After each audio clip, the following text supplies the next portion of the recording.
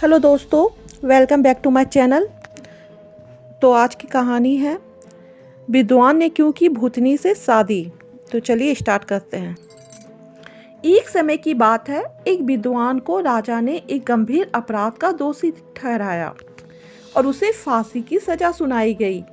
चूंकि वह व्यक्ति बहुत विद्वान था, इसलिए राजा ने उसकी विद्वता का सम्मान करते हुए कहा कि अगर तुम मेरे एक सवाल का सही उत्तर दे दोगे तो मैं तुम्हें माफ कर दूंगा।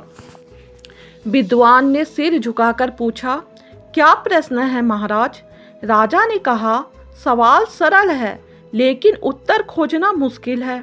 इस पर विद्वान ने कहा कि महाराज, आप सवाल बताओ, मैं उत्तर खोजने का प्रयास करूंगा। इस पर राजा ने पूछा कि बताओ, स्त्री वास्तव में चाहती क्या है? यानी हर स्त्री की चाहत क्या होती है? विद्वान सोच में पड़ गया। उसने बहुत सोच विचार किया लेकिन उचित उत्तर नहीं मिल सका। तब उसने कहा कि महाराज, इस प्रश्न का उत्तर खोजने के लिए मुझे कुछ समय प्रदान कीजिए।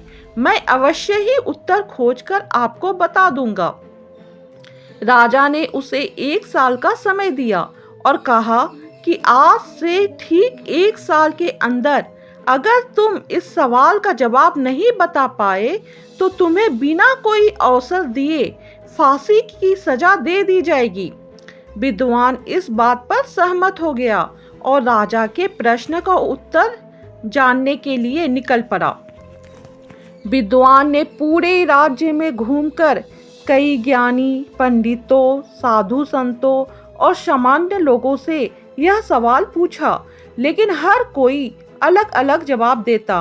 कोई कहता धन तो कोई कहता सम्मान, किसी ने कहा प्रेम तो किसी ने कहा सुरक्षा, पर कोई उत्तर ऐसा नहीं था जो उसकी समस्या सुलझा सके। तभी किसी ने उसे सुझाव दिया कि दूर जंगल में एक भूतनी रहती है। कहा जाता है कि वह हर सवाल का उत्तर जानती है। आखिरी उम्मीद के सहारे विद्वान उस भूतनी के पास पहुंचा और उससे अपना प्रश्न पूछा।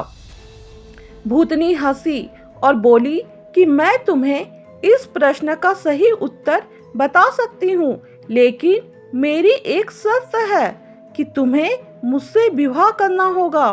विद्वान स्तब्ध रह गया, लेकिन जल्द ही उसने सोचा कि अगर सही उत्तर नहीं मिला तो मेरी जान तो वैसे भी जाएगी।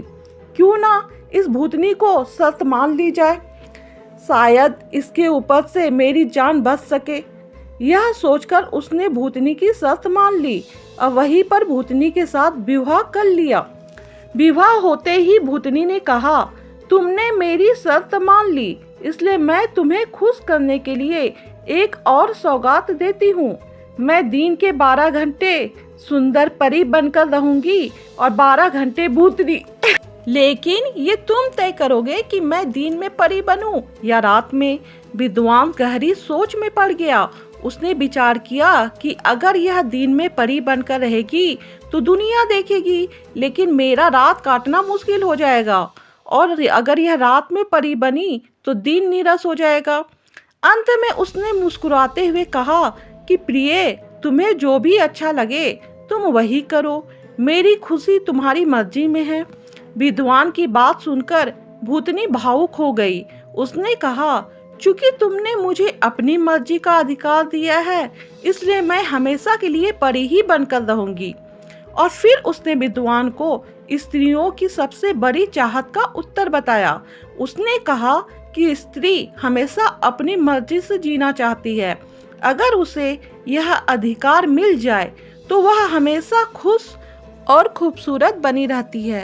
विद्वान को राजा के सवाल का उत्तर मिल गया था और उसने राजा के पास जाकर उसके इस प्रश्न का उत्तर बता दिया। ये कहानी आपको कैसे लगी प्लीज कमेंट कीजिएगा। धन्यवाद।